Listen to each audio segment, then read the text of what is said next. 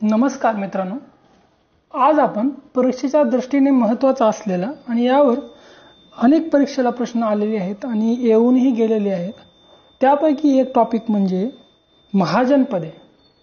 महाजनपदे काय होती, त्यानंतर या टॉपिकमध्ये मी आणखी एक टॉपिक ॲड केलेला आहे, तो म्हणजे जैन धर्म. महाजनपदे आणि जैन धर्म हा कंटेंट आपण या व्हिडिओमध्ये पाहणार आहोत. परंतु त्याआधी जर माझ्या चॅनलला कोण सबस्क्राईब केलेलं नसेल तर करून घ्या, कारण की यानंतरही खूप सारे व्हिडिओ तयार करणार आहे जे की आपल्या सर्वांपर्यंत पोहोचतील. चला तर मग हा टॉपिक आपण पाहूया. महाजनपद म्हणजे काय, तर ही जी काही महाजनपदं होती ती इसवी सन पूर्व 600 ते इसवी सन पूर्व 332 या काळामध्ये भारतामध्ये अस्तित्वात होती. महाजनपदे म्हणजे एक वेगळ्या घराण्याची घराणं किंवा एक नेतृत्वधारी पुरुष असेल, म्हणजे संपूर्ण भारतावर सत्ता त्या काळात नव्हती, तर ती छोट्या छोट्या घराण्यामध्ये विभागली गेलेली होती. आणि त्यांची संख्या जर पाहिली तर त्यांची संख्या ही 16 असलेली आपल्याला दिसून येते. मग या महाजनपदाचा एक वेगळा राजा असायचा आणि त्याचा अंमल आपापल्या क्षेत्रापुरता असे.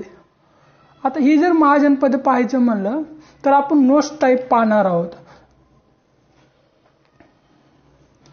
हे पहा मित्रांनो, हा महाजनपदाचा नकाशा आहे, कारण की त्यावेळी अखंड भारत होता. पाकिस्तानमध्येही काही महाजनपद होती आणि दक्षिण भारतातील एकमेव महाजनपद म्हणून अशमक याला ओळखलं जायचं आणि याची राजधानी होती मित्रांनो प्रतिष्ठान अशमकची. अशमक हे दक्षिण भारतातलं एकमेव महाजनपद होतं. जास्तीत जास्त जर महाजनपद पाहिली तर ती उत्तर भारतामध्येच आपल्याला पाहायला मिळतात. दक्षिण भारतामध्ये त्या काळी महाजनपद कमी संख्येनं म्हणजे एक जवळपास नव्हतीच अशी माहिती आपल्याकडे उपलब्ध आहे. आता हा टॉपिक आपण पॉइंट ऑफ व्ह्यूने पाहणार आहोत. प्रत्येक पॉइंट परीक्षेच्या दृष्टीने महत्वाचा आहे, कारण त्यावर कोणत्या ना कोणत्या परीक्षेमध्ये प्रश्न येऊन गेलेले आहेत. तर चला मग सुरू करूया.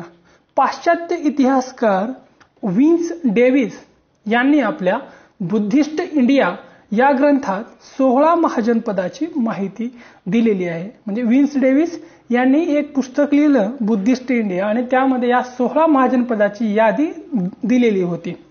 त्यानंतर अंगुत्तर निकाय या बुद्ध ग्रंथात ही 16 महाजनपदाची यादी आपल्याला दिलेली मिळते किंवा पाहायला मिळते.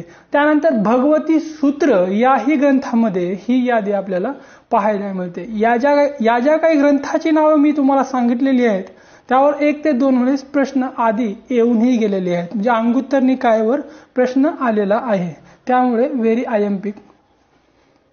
मग ही महाजनपद आणि त्यांच्या राजधान्या जास्तीत जास्त प्रमाणात प्रश्न यावरच असतात. आणि हे महाजनपद आणि त्याची राजधानी, प्राचीन काळातील राजधानी कोणती होती किंवा त्या महाजनपदावर एखादा महान राजा होऊन गेला असेल तर तो कोणता राजा होता की त्या महाजनपदावर हे करत होता, राज्य करत होता, हेही आपल्याला पाहावं लागेल. मग काशी, प्रथमतः आपण सुरुवात करू काशीपासून. काशी या महाजनपदाची राजधानी होती वाराणसी. काशीची राजधानी वाराणसी होती. तर बुद्ध भिक्षू कास्य वस्त्र परिधान करत असत, त्याच्या नावावरून काशी हे नाव पडले असं म्हटलं जातं. काशीचे राजे जैन धर्माचे 23वे तीर्थंकर पार्श्वनाथाचे वडील होते. मित्रांनो, इथं थोडंसं प्रिंट मिस्टेक झालेली आहे. काशीचे जे काही राजे होते त्या काळामध्ये, तर जैन धर्माचे 23वे तीर्थंकर पार्श्वनाथ यांचे वडील अश्वसेन होते. मित्रांनो, हेही महत्वाचं आहे, लक्षात ठेवा. त्यानंतर कोसलची राजधानी होती श्रावस्ती. कोसलची राजधानी काय होती, तर श्रावस्ती होती. आणि राजा होता प्रसेनजित. हा गौतम बुद्धांच्या समकालीन होता प्रसेनजित. त्यानंतर आहे बघा मगध. मगध हे जे काही महाजनपद आहे, तर हे या मगध महाजनपदाची राजधानी होती राजगृह. त्याला पाटलीपुत्र असे म्हटलं जायचं आणि हे पाटणा व गया या जिल्ह्यामध्ये येते आज जर पाहिलं तर. त्यानंतर अंगची राजधानी आहे चंपा. अंग जे काही आहे ना तर ते पूर्व बिहार जिल्ह्यामध्ये येते अंग. त्यानंतर वज्जीची राजधानी आहे लिच्छवी. हे 8 जमातीचे राज्य होते वज्जी. आणि त्यानंतर मल्लला 2 राजधान्या होत्या, एक म्हणजे कुशीनगर व पावापुरी. अशा 2 राजधान्या असलेले मल्ल हे एक महाजनपद होऊन गेलं. त्यानंतरचं 7वं महाजनपद आहे मित्रांनो चेदी. याची राजधानी होती सत्यवती. याला शक्तिमती असे म्हटलं जायचं. कोणती राजधानी होती? चेदीची सत्यवती होती.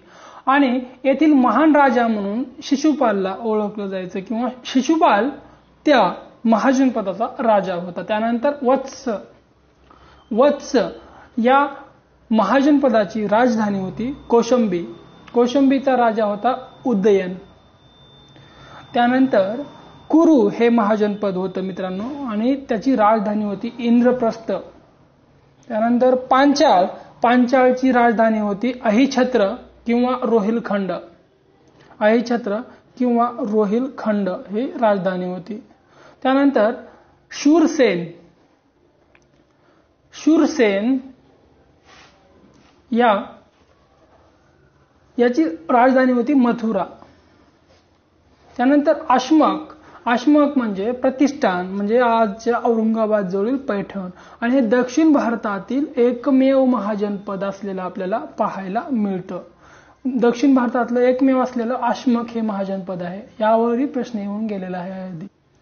त्यानंतरचं पुढील महाजनपद आहे मित्रांनो मत्स्य.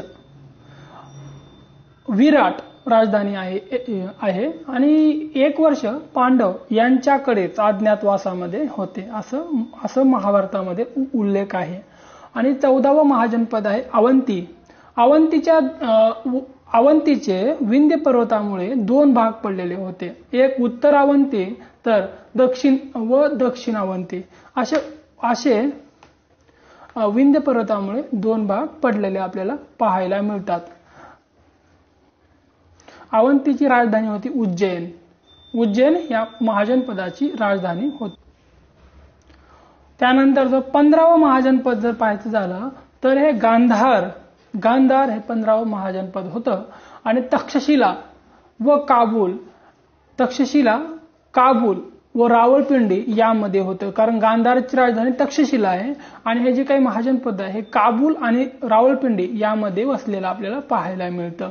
तर 16वं महाजनपद आहे कंभोज हे जे काही महाजनपद आहे याची राजधानी होती राजापूर. अशा पद्धतीने आपण या महाजनपदावर चांगल्या पद्धतीनं डिस्कस केलेलं आहे. तरी कंभोज जर पाहिलं तर घोड्यांच्या व्यापारासाठी असलेलं प्राचीन भारतातलं प्रसिद्ध शहर म्हणून ओळखलं जातं हे कंभोज वगैरे. तरी तुम्ही एक वेळ तो नकाशा पाहून घ्या जो की मी तुम्हाला या लेक्चरमध्ये दिलेला आहे. कारण की नकाशावरून जर पाहिलं तर तुम्हाला कोणतं महाजनपद कोण्या ठिकाणी होतं त्या काळामध्ये हे तुम्हाला क्लिअरली समजून जाईल. त्यानंतर आपण जैन धर्म पाहणार आहोत. हाही टॉपिक अतिशय महत्वाचा आहे परीक्षेच्या दृष्टिकोनातून. आता जैन धर्माबद्दल आपण माहिती मिळवणार आहोत. तर जैन धर्म बुद्ध धर्म यांची निर्मिती का झाली तर याच्यामागे काही कारण आहेत मित्रांनो. कारण की जो की आर्य धर्म होता म्हणजे आर्य लोक ज्यावेळेस बाहेरून आले आणि त्यांनी आर्य धर्म एक चांगला धर्म असं म्हटलं जायचं. त्यानंतर काळानुसार त्यामध्ये कर्मकांड आली व दलित वर्गांचं शोषण होऊ लागलं. त्यामुळे जो की दलित वर्ग किंवा मग खालील शूद्र वर्ग आहे तो इतर धर्माकडे आकृष्ट झालेला आपल्याला पाहायला मिळतो. आणि त्या काळामध्ये अशा अनेक व्यक्ती होऊन गेल्या की त्यांनी त्या धर्माची स्थापना केली. आणि हे जे गरीब लोक आहेत किंवा मग पिचलेले लोक आहेत त्यांना आकृष्ट करून घेण्यास त्यांनी सुरुवात केली. त्यापैकी हे जे आहे तर जैन धर्माला प्राचीन भारताच्या इतिहासामध्ये अतिशय अनन्यसाधारण महत्व आहे. आता हा धर्म आपण पॉइंट ऑफ व्ह्यू म्हणजे परीक्षेला कोणत्या पद्धतीत प्रश्न पडतात त्यानुसार म्हणजे नोट्स टाईपनुसार पाहणार आहोत. तर प्रथमतः जैन धर्माचे पहिले तीर्थंकर आहेत कोण आहेत तर ऋषभदेव आहेत. यावरही प्रश्न आलेले आहेत, तुम्ही लक्ष ठेवा. म्हणजे यावरही तुम्ही प्रश्न खूप वेळेस परीक्षेमध्ये येऊन गेलेले आहेत. जैन तीर्थंकराबद्दल माहिती देणारा ग्रंथ म्हणजे कल्पसूत्र होय.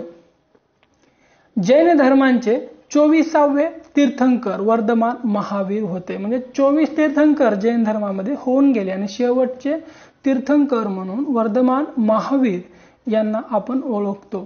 तर वर्धमान महावीरांबद्दल आपण माहिती घेऊया.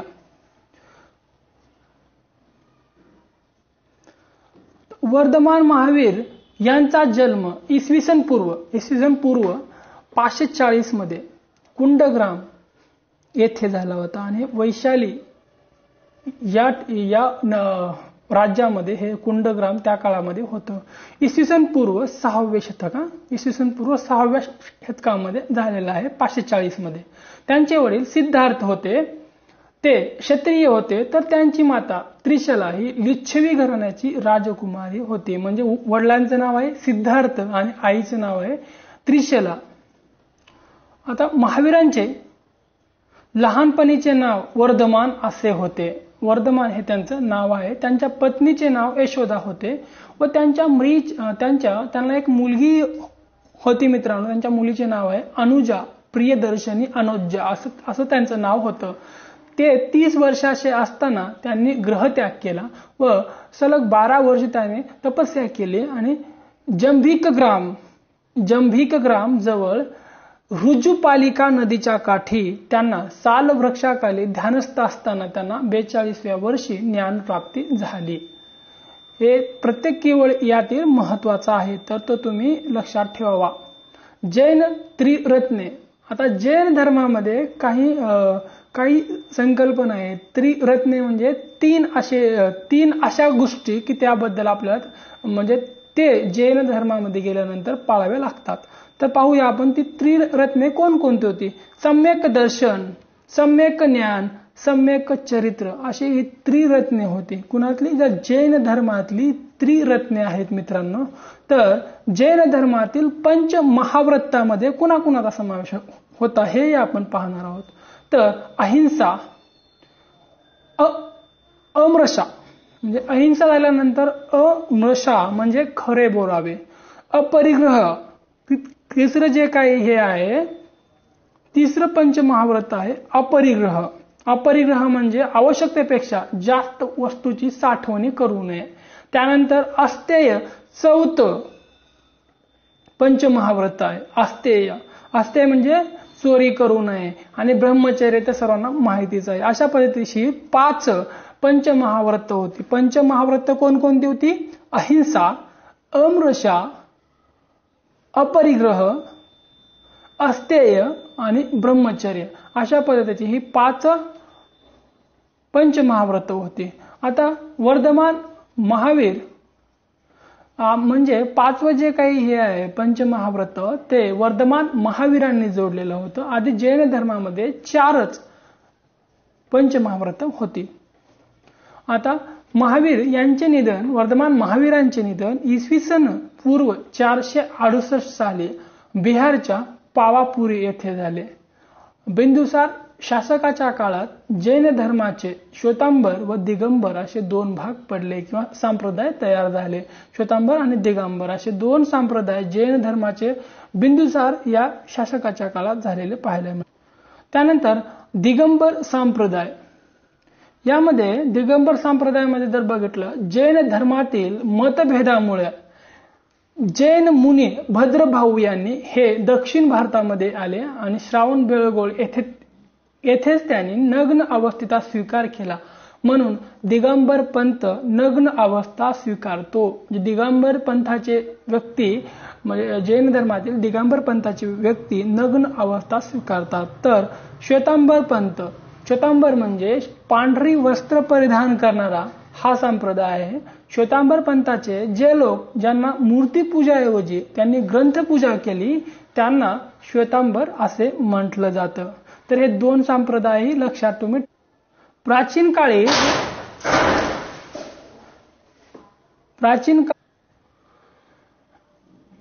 जैन धर्माचे मुख्य केंद्र जर पाहायचं म्हटलं तर चंपानगर हे जैन धर्माचे मुख्य केंद्र होते व येथील राजकुमारी वंदना ही जैन धर्माची पहिली भिक्षुणी बनली होती. भिक्षुणी कोण होती तर चंपानगरची राजकुमारी वंदना ही जैन धर्मातील पहिली भिक्षुणी बनलेली आपल्याला पाहायला मिळतं.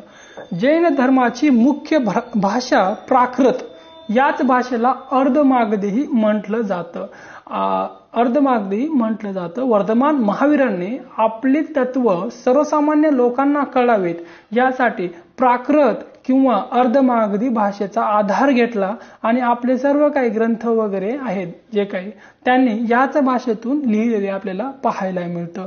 तर जैन धर्मामध्ये शतांग पाठ नावाचे ग्रंथांची मालिका आहे व त्यांची संख्या ही 12 आहे. किती आहे मग शतांग पाठ यांची संख्या किती आहे 12. जैन धर्माचा महत्वपूर्ण ग्रंथ हेमचंद्र यांनी लिहिला असून तो म्हणजे परिशिष्ट पर्व होय. बुद्ध साहित्य वर्धमान महावीरांना निगष्ट नाथपुत्र असे म्हणतो किंवा असे म्हणजे बुद्ध साहित्यामध्ये वर्धमान महावीरांचा उल्लेख निगष्ट नाथपुत्र या नावाने केलेला आहे. त्यानंतर वर्धमानांची पहिली शिष्या पद्मावती होती. म्हणजे भिक्षुणी वेगळं आणि वर्धमान महावीरांची शिष्या वेगळं. पहिली भिक्षुणी म्हणलं तर वंदना, चंपानगरची वंदना, तर पहिली शिष्या कुणाची वर्धमान महावीरांची तर पद्मावती नावाची होती. पहिली त्यांची शिष्या. आणि ही चंपा राजा दहिवाहन यांची मुलगी होती. कोण? चंपा राजा पद्मावती. चंपा राजा दहिवहन यांची मुलगी ही पद्मावती होती. मित्रांनो, जैन धर्माचे दुसरे नाव अरिहंत असे आहे. जैन धर्मात उपास तापास व आत्मक्लेश करत शरीर जिजवणे याला संथरा असे म्हणतात. हे महत्वाचं आहे मित्रांनो. जैन धर्मामध्ये उपास तापास व्रत करून किंवा आत्मक्लेश करत शरीर जिजवणे याला संथरा असे म्हणतात. अशोकाचा नातू संपती याने जैन धर्माचा प्रसार करण्यासाठी प्रचारक पाठवून माळवा, आंध्र, तमिळ इत्यादी देशात जैन धर्माचा प्रचार करण्याचा प्रयत्न केलेला त्या काळामध्ये केला होता. चंद्रगुप्त मग हे जैन धर्म कोणकोणत्या शासकांनी स्वीकारलेला होता हे पण आपल्याला पाहावं लागतं. तर ते पण पाहू आपण की चंद्रगुप्त मौर्य यांनीही जैन धर्म स्वीकारला होता. तेच भद्रभाऊ सोबत दक्षिण भारतामध्ये कर्नाटकातील श्रावणबेळगोळ येथे आले. त्यांच्याच सानिध्यामध्ये राहिले भद्रभाऊच्या आणि तिथेच त्यांनी संतरा पद्धतीनं आपल्या जीवनाचं दान केलेलं आहे. त्यानंतर चंद्रगुप्त मौर्य, त्यानंतर कलिंग नरेश खारवेल, गणेश झालेले आहेत कलिंग नरेश खारवेल यांनीही या जैन धर्माची दीक्षा घेतलेली होती. जैन धर्माची पहिली अनुयायी घोषाल याने त्यानंतर पुढे आजीवक संप्रदायाची स्थापना केलेलं आपल्याला पाहायला मिळतं.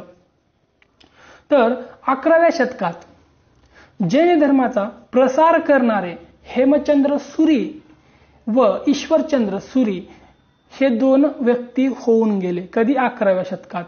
त्यानंतर जैन धर्माच्या स्थापत्यकलेचा नमुना म्हणून दिलवरा येथील मंदिर तसेच गोमटेश्वर येथील पुतळ्याकडे पाहिलं जातं.